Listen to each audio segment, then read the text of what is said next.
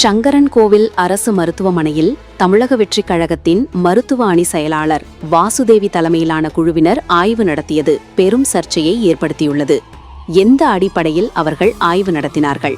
தென்காசி மாவட்டம் சங்கரன்கோவில் அரசு மருத்துவமனையில் தமிழக வெற்றிக் கழகம் தென்காசி மேற்கு மாவட்ட தவக மருத்துவ அணி செயலாளர் வாசுதேவி தலைமையிலான குழுவினர் அரசு மருத்துவமனையில் ஆய்வு நடத்தியது சர்ச்சையை ஏற்படுத்தியுள்ளது. கட்சியில் மருத்துவ அணியில் பொறுப்பாளராக இருப்பவர்கள் எந்த அடிப்படையில் அரசு மருத்துவமனையில் ஆய்வு நடத்துகிறார்கள் என திமுக, அதிமுக காட்டமாக கேள்வி எழுப்பியுள்ளது.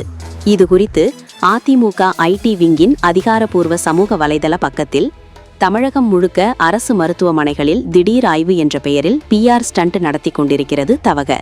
மருத்துவ அணி என்ற பெயரில் தங்கள் கருப்பு கூட்டு தலைவர் போலவே வெள்ளைக்கோட்டை மாட்டிக்கொண்டு ஊரில் இருக்கும் மருத்துவமனைக்கெல்லாம் சென்று அரசு மருத்துவர்களை, செவிலியர்களை பணி செய்ய விடாமல் மிரட்டி வருகிறது இந்த ரசிக வெறி கும்பல். ஏற்கனவே முந்தைய திமுக அரசால் நிறைய மருத்துவ பணியிடங்கள் நிரப்பப்படாமல் இருப்பதால் கடுமையாக ஸ்ட்ரெஸ்ஸுக்கு ஆளாகியுள்ள மருத்துவர்கள் மற்றும் மருத்துவ பணியாளர்களை உங்கள் ரீல்ஸ் கண்டென்ட்டுக்காக மேலும் டிஸ்டர்ப் செய்வது எப்படிப்பட்ட சிக் மைண்ட் செட்? அரசு மருத்துவமனையில் ஆய்வு நடத்த வேண்டும் என்றால் அதை துறை அமைச்சர் செய்யட்டும், துறை அதிகாரிகளோடு இணைந்து சட்டமன்ற உறுப்பினர் செய்யட்டும்.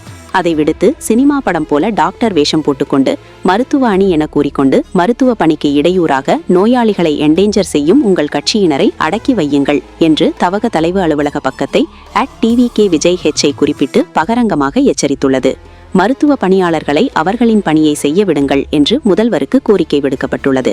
அதேபோல் திமுக ஐடி விங் வெளியிட்டுள்ள சமூக வலைதள பதிவில், தவகவில் இருக்கும் இந்த பெண் அமைச்சரோ சட்டமன்ற உறுப்பினரோ இல்லை, எவ்வித அரசு பொறுப்புகளிலும் இல்லாத இவர் எந்த அடிப்படையில் அரசு மருத்துவமனைகளை ஆய்வு செய்கிறார்? யார் இவருக்கு அந்த அதிகாரத்தை கொடுத்தது? ரீல்ஸ் ஆட்சி நடத்தும் முதலமைச்சர் ஜோசப் விஜய் தன் கட்சி உறுப்பினர்கள் அரசு நிர்வாகத்தில் தலையிட அனுமதி தந்துள்ளாரா? இனி எதிர்க்கட்சியினரும் இதுபோன்ற ஆய்வுகளை செய்யலாமா என கேள்வி எழுப்பப்பட்டுள்ளது. ஏற்கனவே கரூர் துயரம் தொடர்பான வழக்கில் 41 பேர் பலியானது தொடர்பாக அவதூறு பரப்பியதாக வாசுதேவி மீது வழக்கு பதிவு செய்யப்பட்டது. இந்த வழக்கில் கைது செய்யாமல் இருக்க முன்ஜாமீன் பெற்று தினமும் காவல் நிலையத்தில் கையெழுத்து போட்டு வருவது குறிப்பிடத்தக்கது.